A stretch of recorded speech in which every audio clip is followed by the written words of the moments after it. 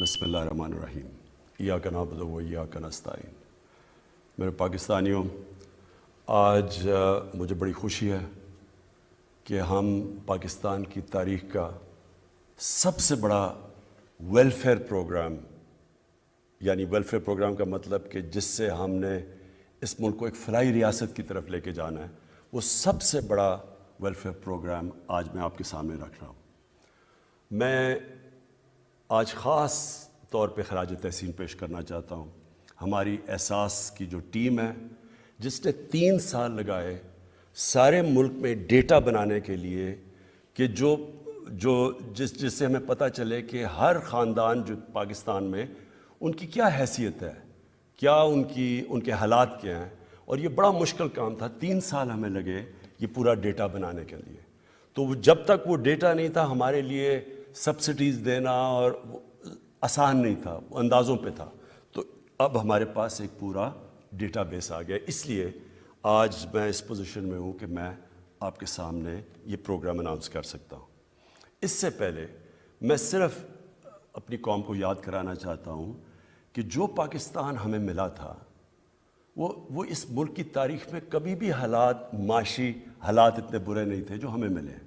یعنی خسارہ بھی سب سے بڑا پاکستان کی تاریخ کا، قرضے بھی سب سے زیادہ، سود بھی ان قرضوں پہ سب سے زیادہ دینا پڑا، جو کرنٹ اکاؤنٹ ڈیفیسٹ جس کو کہتے ہیں کہ جتنے ڈالرز اندر آ رہے تو باہر، اس میں تاریخی خسارہ، ریزروز ہمارے تقریباً نہ ہونے کے برابر، یعنی کہ جو ہمیں باہر ہمیں جو لائبلٹیز تھیں، ہمیں باہر پیسے دینے تھے، جنہوں نے ہمیں قرضے دیے ہوئے تھے، ہمارے پاس پیسہ نہیں تھا ان کو قرضے دینے کا۔ اور ہم خاص طور پہ آج میں پھر سے ہمارا ملک شکر گزار ہے سعودی عربیہ کا، یو اے ای کا اور چائنا کا، جنہوں نے اس مشکل وقت میں ہماری مدد کی، جس کی وجہ سے ہم ڈیفالٹ نہیں کرے۔ اگر ڈیفالٹ کرتے تو روپیہ بالکل نیچے گر جانا تھا اور مہنگائی آسمانوں پہ۔ اور اس کے علاوہ پھر ہمیں آئی ایم ایف کے پاس جانا پڑا، کیونکہ ہمیں ان کی مدد چاہیے تھی، کیونکہ ہمارے پاس ڈالرز نہیں تھے اپنے لائبلٹیز واپس کرنے پہ۔ تو ہم پھر 1 سال اپنے ملک کو سٹیبل کرتے رہے، اور اتنے میں کرونا آ گیا۔ اب کرونا کا آپ کو ایک چیز سمجھنی ہے، 100 سالوں میں دنیا میں اتنا بڑا بحران نہیں آیا جتنا یہ کرونا لے کے آیا، اور اس سے پاکستان ہی نہیں متاثر ہوا، ساری دنیا متاثر ہوئی، اور خاص طور پہ غریب ملک متاثر ہوئے، امیر ملکوں میں بھی غریب لوگ متاثر ہوئے۔ اور اس مشکل مرحلے میں میں یہ بڑے فخر سے آج کہنا چاہتا ہوں کہ جو میری ٹیم تھی، جو NCOC جو ہم نے ایک ٹیم بنائی، جس کے اندر ہمارے ٹاپ ڈاکٹرز تھے، جس میں ہمارے صوبے بھی شرکت کر رہے تھے، ان کے چیف سیکرٹریز، جس میں پاکستانی فوج بھی شرکت کر رہی تھی، ہمارے جو منسٹر تھے، جس طرح ہم نے فیصلے کیے اور ڈیٹا بیس فیصلے کیے، اور جس طرح ہم نے کہ ایک طرف خوف یہ تھا کہ اگر کرونا تیزی سے بڑھتی گئی تو ہسپتالوں میں حالات برے ہو جائیں گے، ہسپتالوں میں جگہ نہیں ہوگی۔ جس طرح ہندوستان میں، اگر پتہ نہیں آپ نے دیکھا یا نہیں، لوگ بیچارے باہر پڑے ہوئے تھے، آکسیجن ختم ہو گئی، لوگ پہنچ نہیں سکے، آکسیجن لوگ مر جاتے تھے۔ تو ایک طرف وہ خوف تھا، اور دوسری طرف اگر آپ جب لاک ڈاؤن کرتے ہیں، اپنی معیشت کو بند کرتے ہیں، تو اس سے وہ ساری معیشت تباہ ہو جاتی ہے، فیکٹریاں بند، سب کچھ ہو جاتا ہے۔ تو اس کے بیچ میں جو راستہ تھا، جو راستہ پاکستان نے لیا، اس میں بہت بڑی ایک کنٹریبیوشن تھی، جس طرح ہماری NCOC نے، جس طرح ہم نے فیصلے کیے۔ اور اس میں بڑی رسک بھی تھی، کیونکہ جب ہندوستان میں نریندر مودی نے بند کر دیا، کرفیو لگا دیا ہندوستان میں، تو میرے پہ بڑا پریشر ڈالا گیا کہ جی دیکھیں آپ نہیں کر رہے، آپ کے اوپر FIR کر دینی چاہیے، لوگ مر جائیں گے یہاں۔ لیکن مجھے بڑا آج فخر ہے کہ ہم وہ ملک ہیں جس کو انٹرنیشنلی اکنالج کیا گیا کہ وہ ملک ہے جس نے چند ملکوں میں سے سب سے بہترین طریقے سے اس مشکل مرحلے سے نکلا۔ اور اس میں ہم اپنی بات تو کیا کریں، اس میں ورلڈ بینک کی اسٹیٹمنٹ ہے، اس میں ورلڈ ہیلتھ آرگنائزیشن نے پاکستان کی مثال دی ہے، اس کے اندر ورلڈ اکنامک فورم، انہوں نے پاکستان کی تعریف کی کہ جس طرح ہم نے یہ بیلنس کیا۔ اور پھر اکانومسٹ میگزین اس نے کہا کہ پاکستان تیسرے نمبر پہ وہ ملک تھا جس نے سب سے بہترین طریقے سے نکل کے حالات کو نارمل کر لیا.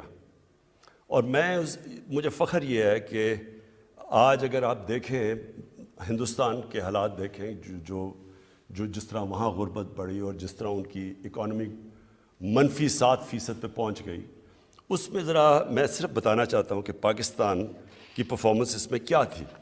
امریکہ نے، یونائٹڈ اسٹیٹس نے، جب انہوں نے لاک ڈاؤن لگایا اور ان کی معیشت نیچے چلی گئی تو انہوں نے 4,000 ارب ڈالر خرچ کیا اپنی معیشت کو ڈیمانڈ اٹھانے کے لیے. پاکستان جس کی امریکہ کی 33 کروڑ آبادی اور ہماری 22 کروڑ، ہم نے ٹوٹل پیسہ 8 ارب ڈالر خرچ کیا جس سے ہم نے اپنی معیشت کو بچایا. تو میں اس میں ذرا صرف آپ کو بتانا چاہتا ہوں کہ ہم نے کیا کیا قدم اٹھائے. ہمیں سب سے بڑا خوف یہ تھا کہ لوگ بے روزگار ہو جائیں گے. اگر کاروبار ٹھپ ہو جائے تو لوگ بے روزگار ہوں گے، اور جب لوگ بے روزگار تو غربت بڑھے گی. تو اس لیے ہم نے وہ جو لاک ڈاؤن سے ہم بچتے رہے، ہم نے چھوٹے lockdown, smart lockdown, لیکن وہ اپنی بالکل اکانومی بند نہیں کی، اور ہم نے خاص طور پہ اپنی زراعت کو بچایا، اور ہم نے کسی سٹیج پہ ان کو بند نہیں ہونے دیا. اور دوسرا، ہم نے کنسٹرکشن کو بچایا، کیونکہ شہروں میں سب سے زیادہ جو لوگ روزگار دیتا ہے وہ کنسٹرکشن انڈسٹری دیتی ہے. اور پھر ہم نے ایکسپورٹس کو پوری بچانے کی کوشش کی، کیونکہ اگر ایکسپورٹس بند ہو جاتی تو ہمارا ڈالر کم ہونے تھے اور روپے نے گر جانا تھا. تو میں صرف پہلے اپنی زراعت کا بتانا چاہتا ہوں کہ اللہ کا کرم ہماری پالیسیز سے کیا ہوا. آج ہماری جو چاول کی گروتھ ہے، جو جتنی تیز سے وہ بڑھا ہے، وہ 13.6% ہے. ہماری مکئی 8% زیادہ بڑھی. ہماری جو گنا ہے وہ 22% زیادہ بڑھا ہے. جو گندم ہے وہ 8%. یہ سب ریکارڈ ہوا ہے پاکستان کے اندر. اور جو پچھلے سال ہماری کاٹن فیل ہو گئی تھی، اس میں اس سال 81% گروتھ ہوئی ہے. اور جو اضافی پیسہ گیا ہے ہمارے زراعت کے اندر، وہ 1100 ارب روپیہ گیا ہے. اور اس سال آپ یہ سمجھیں کہ اگر کسانوں کا حالات اچھے ہیں تو وہ کیسے ہمیں پتہ چلتا ہے کہ کسانوں کے وہاں خوشحالی آئی ہے. ریکارڈ موٹر سائیکل کی سیل ہوئی ہے پاکستان کی تاریخ میں، اور ٹریکٹر کی ریکارڈ سیل ہوئی ہے.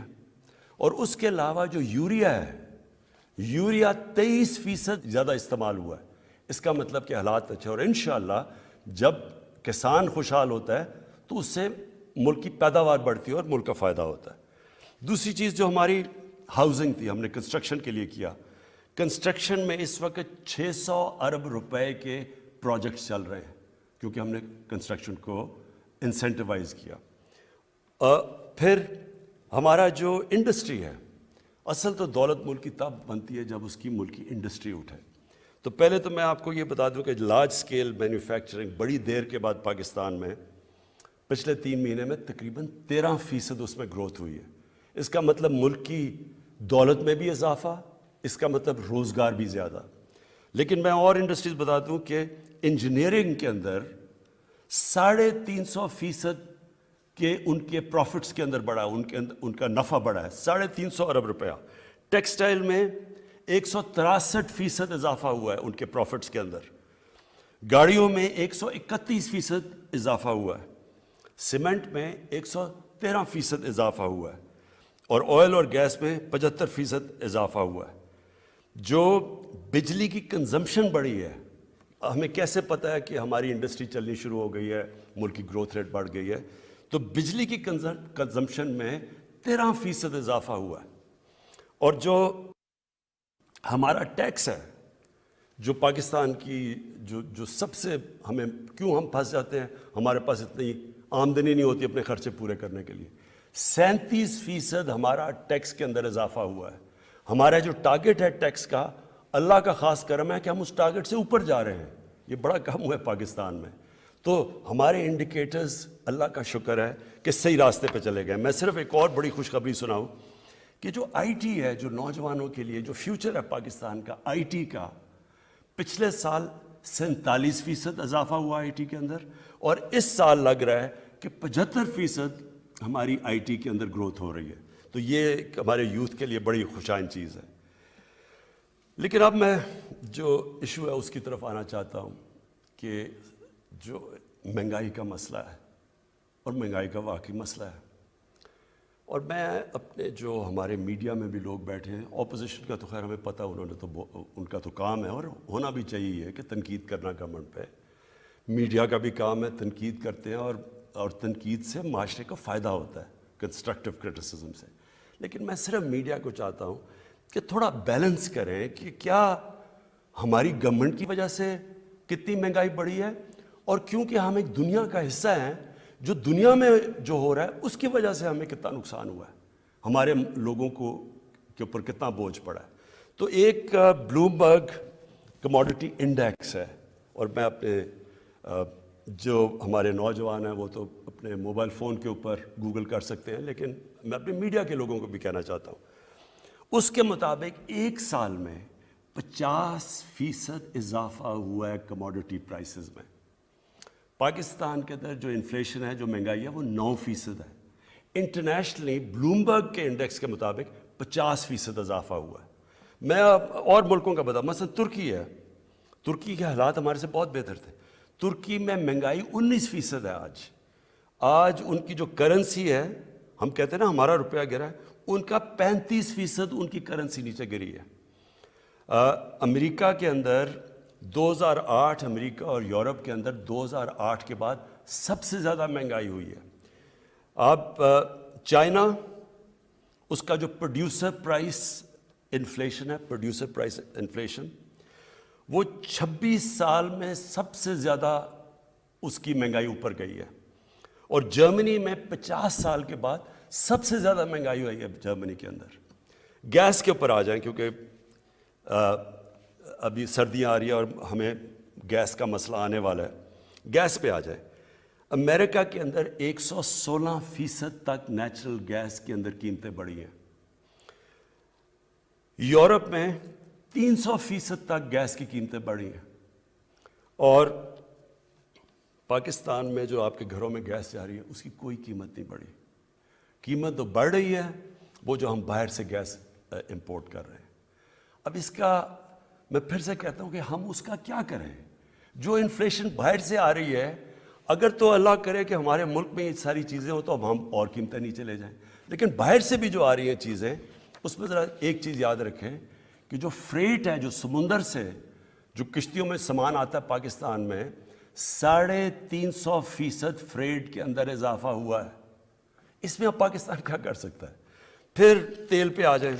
اصل میں جب تیل مہنگا ہوتا ہے تو ساری چیزیں مہنگی ہو جاتی ہیں. اب تیل پچھلے 3-4 مہینے میں تیل کی قیمت 100% بڑھ گئی ہے. یعنی تیل تھا $42 کا، آج وہ پہنچ گیا $85 کے اوپر. ہمارے ملک میں کتنی بڑی ہے تیل کی قیمت؟ 33%. انٹرنیشنلی 100% بڑی ہے. اب ذرا یہ بھی ذرا دیکھ لیں کہ ہمارے جو ساتھ ملک ہیں جن کی جدھر بلکہ غربت ہمارے سے بھی زیادہ ہے، بنگلہ دیش اور ہندوستان میں. آج ہندوستان کے اندر تیل کی قیمت ہے $250 لیٹر. بنگلہ دیش میں تیل کی قیمت ہے $200 لیٹر. پاکستان میں تیل کی قیمت ہے $138 لیٹر. یہ کیوں کم ہے؟ کیونکہ ہم نے جو لیویز لگتی ہیں، یعنی جو ٹیکس لگتا ہے، وہ سارے ہم نے کم کرتے گئے تاکہ لوگوں کے اوپر بوجھ نہ پڑے. اگر ہم جس طرح انٹرنیشنل قیمتوں میں اضافہ تھا اسی طرح ہم کرتے، یا جو پچھلی گورنمنٹ نے ٹیکسز لگائے ہوئے تھے، تو آج ہمیں 450 ارب مزید اس گورنمنٹ کو فائدہ ہونا تھا. وہ ہم نے اپنے پیٹ کاٹ کے، تو اس لیے تاکہ لوگوں کے اوپر بوجھ نہ پڑے. تو جب آپ کہتے ہیں جی پٹرول مہنگا ہو گیا، اس وقت پاکستان سب سے، سوائے وہ ملک جن ملکوں کے اندر تیل نکلتا ہے، سوائے ان ملکوں کے جو امپورٹ کرتے ہیں، پاکستان میں سے سب سے سستا ملک ہے پیٹرول میں. لیکن میں آج آپ کو کہہ رہا ہوں کہ ہمیں پٹرول بڑھانا پڑے گا، کیونکہ ہم اگر پٹرول نہیں بڑھاتے تو ہمارا خسارہ بڑھتا جا رہا ہے. اور خسارہ آگے بوجھ پڑا ہوا ہے ہمارے قرضوں کے اوپر جن کا سود دینا پڑتا ہے. تو ہمیں تھوڑا پٹرول کی قیمت بڑھانی پڑے گی، میں آج آپ کو کہہ رہا ہوں. لیکن ابھی بھی ہندوستان سے ذرا صرف مقابلہ کر لیں کہ $250 لیٹر آج ہندوستان میں پٹرول بک رہا ہے، اور بنگلہ دیش میں 200 روپے لیٹر. تو آپ ذرا خود ہی مقابلہ کر لیں کہ پاکستان میں آج 138 روپے کا بک رہا ہے. اب آٹے کے اوپر آ جائیں. آج اگر آپ دنیا کی ایوریج نکالتے ہیں کہ دنیا میں ایوریج پہ آٹا کتنے کا بک رہا ہے, تو آپ کو حیرت ہوگی یہ سن کے کہ پاکستان میں اس سے آدھی قیمت پہ آٹا بک رہا ہے. آج اگر ہندوستان اور بنگلہ دیش سے آپ مقابلہ کرتے ہیں تو ہندوستان میں 83 روپے کے جی پہ آٹا بک رہا ہے, اور وہ بنگلہ دیش میں بھی 83 روپے, پاکستان میں 60 روپے کے جی آٹا بک رہا ہے. میں یہ آپ کو اس لیے بتانا چاہتا ہوں کہ آپ یہ سمجھ جائیں کہ ہاں مہنگائی ہے, لیکن گورنمنٹ کی طرف بھی دیکھیں کہ ہم اپنی پوری کوشش کر رہے ہیں کہ آپ کے اوپر بوجھ نہ پڑے. اب دال مونگ یہ عام آدمی کھاتا ہے, اس میں بھی دیکھ لیں کہ ہمارے سے پھر سے زیادہ غربت ہے ہندوستان میں اور بنگلہ دیش میں. ہندوستان میں بک رہی ہے 338 روپے کی کے جی دال مونگ, بنگلہ دیش میں 334 روپے کی, اور پاکستان میں 162 روپے کی بک رہی ہے. لیکن میں یہ صرف اس لیے آپ کو بتایا کہ آپ سمجھ جائیں کہ ہماری کدھر مجبوری ہے. دال ہمیں زیادہ تر امپورٹ کرنی پڑتی ہے, تیل باہر سے منگوانا پڑتا ہے, گھی کی قیمت تقریباً دگنی ہو گئی ہے. جو پام آئل ہے وہ تقریباً باہر دگنا ہو گیا, وہ ہمیں باہر سے لانا پڑتا ہے. تو اس میں ہم کیا کریں, یعنی تو اس کے لیے ہم نے فیصلہ کیا, یہ جو اب پروگرام آپ کے سامنے رکھنے لگا ہوں, اس سب چیز کو دیکھتے ہوئے ہم نے ایک آپ کے سامنے پروگرام لائے تاکہ آپ کے اوپر بوجھ نہ پڑے, اور کم سے کم بوجھ پڑے. بوجھ تو خیر پڑا ہوا ہے, وہ دنیا کا مسئلہ بنا ہوا ہے, اور میں یہ بھی سمجھتا ہوں کہ یہ انشاءاللہ یہ سردیوں کے بعد یہ دنیا میں یہ جو سپلائی افیکٹ ہوا ہے کرونا کی وجہ سے, یہ ٹھیک ہونا شروع ہوگا, قیمتیں نیچے بھی آ جائیں گی. لیکن ہم آپ کے سامنے ایک پیکج لے کے آ رہے ہیں, اور وہ پیکج ہے 2 کروڑ خاندانوں کے لیے, اور وہ افیکٹ کرے گا تقریباً 13 کروڑ پاکستانیوں کو. اور یہ پیکج ہے 120 ارب روپے کا, جو فیڈرل اور پروونشل گورنمنٹ مل کے دے رہی ہے. اس میں ہم 3 کھانے پینے کی جو سب سے زیادہ ضروری چیزیں ہیں,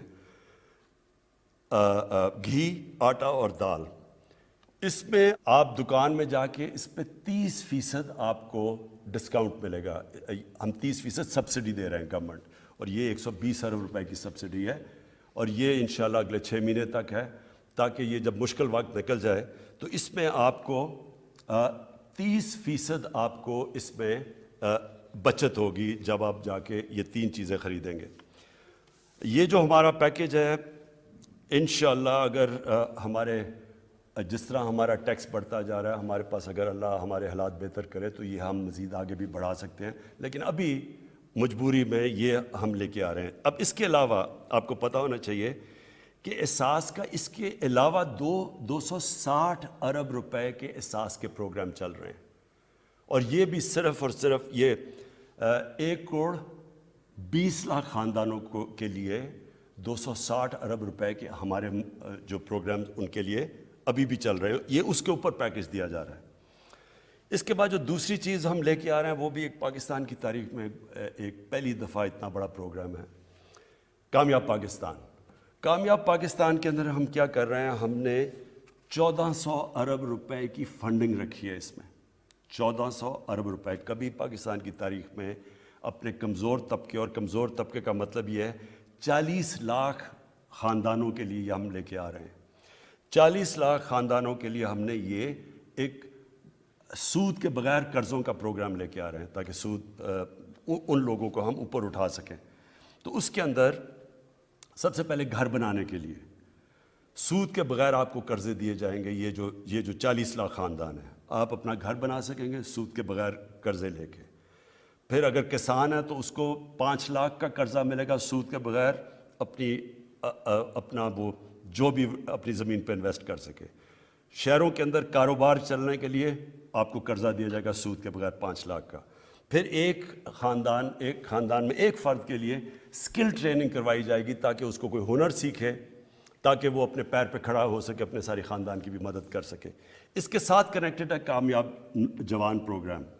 ہمارا جو کامیاب جوان پروگرام ہے اس میں اب تک ہم قرضے دے رہے ہیں 22,000 نئی چھوٹی چھوٹی بزنس کے لیے ہم نے قرضے دیے, جس کے اندر 30 अरब रुपया हम दे चुके हैं। 30 अरब रुपया ये 22,000 बिजनेस के लिए, साथ साथ 2 लाख लोगों को स्किल्स एजुकेशन भी दे रहे हैं, यानी हुनर भी सिखा रहे हैं। और इसके साथ भी कनेक्टेड है पाकिस्तान की तारीख का सबसे बड़ा स्कॉलरशिप प्रोग्राम।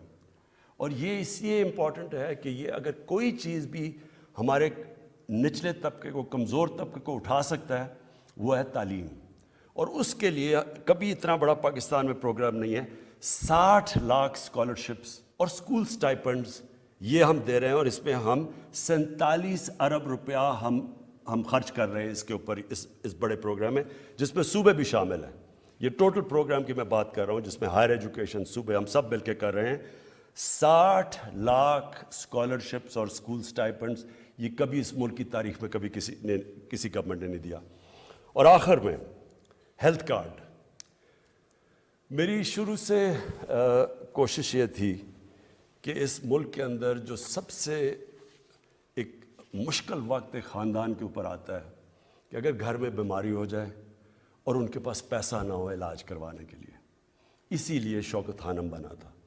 वही कैंसर के इलाज इतना महंगा था, जब मैंने देखा कि हमारे लिए इतना मुश्किल था, अल्लाह ने हमें हैसियत दी थी, तो जिनके पास कुछ नहीं था वो क्या करें अगर उनके घर में बीमारी हो, तो इसलिए वो सोचा था। तो मैंने तब भी सोचा था कि एक दिन अल्लाह ने मुझे मौका दिया तो हर पाकिस्तान के ख़ानदान को मैं एक हेल्थ इंश्योरेंस दिलवाऊंगा, और मकसद उसका ये होगा कि हर ख़ानदान में अगर कभी भी बीमारी हो तो उनके पास पैसे हों और वो जाके किसी भी हॉस्पिटल में अपना इलाज करवा सकें। तो ये जो हमारा प्रोग्राम है ये पूरी तरह इस वक्त पख्तूनख्वा के अंदर शुरू हो गया है। सारे पख्तूनख्वा के ख़ानदान इस वक्त उनके पास हेल्थ इंश्योरेंस है, और वो किसी गवर्नमेंट हॉस्पिटल में 10 लाख रुपए तक अपना इलाज करवा सकते हैं। अब ये इस्लामाबाद की सारी एरिया में भी शुरू कर रहे हैं हम, और तकरीबन हम कर चुकेंगे इस 1-2 महीने में। उसके बाद ये पंजाब में शुरू हो रहा है दिसंबर के आखिर में। मार्च तक सारे पंजाब के ख़ानदानों के पास हेल्थ कार्ड आ जाएगा। किसी भी अस्पताल में जाके 7 से 10 लाख रुपए तक अपना मुफ्त इलाज करवा सकेंगे।